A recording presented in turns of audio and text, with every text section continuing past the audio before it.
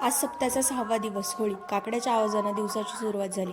आवरून सकाळीच देवाचं दर्शन घेतलं आणि उपम्याचा नाश्ता केला.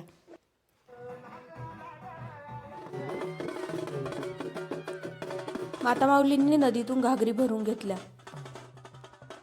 टाळपदकातील स्त्रियांना फेटे बांधत होते. मग मी पण एक फेटा गुपचूप बांधून घेतला.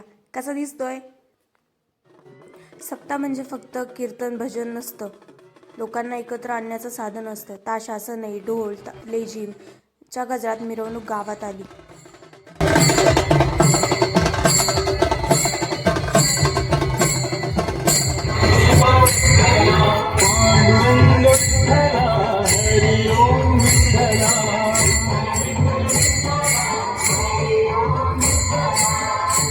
टाळपदक आणि लेझिम पथकाने मिरवणुकीचं स्वागत त्यांची कला दाखवून केलं. आणि मग डीजेच्या तालावरती आपोआपच पाय थिरकायला लागले.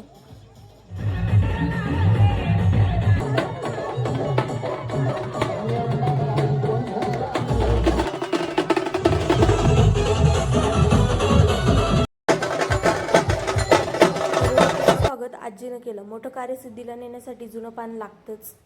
संध्याकाळी हरिपाठ झाला आणि हरिपाठ झाल्यानंतर होळी पूजन करून होळी पेटवली. त्या होळीत वाईट विचार, अहंकार, दुःख जळून जावो अशी प्रार्थना केली. आयुष्याच्या त्या त्या टप्प्यावर आलेल्या अनुभवांची अभिव्यक्ती म्हणजे संतांचे अभंग आहे. तत्वांची, सिद्धांतांची उजळणी म्हणजे संतांचे अभंग आहे. तुमच्या माझ्या सारख्यांचं जगणं समृद्ध करणारे ते अभंग आहे, फक्त काव्य नाहीये. माझ्या अभंगामध्ये तुकाराम महाराजांनी मागितलंच कसं. होळीच्या कीर्तनाने दिवसाची सांगता झाली.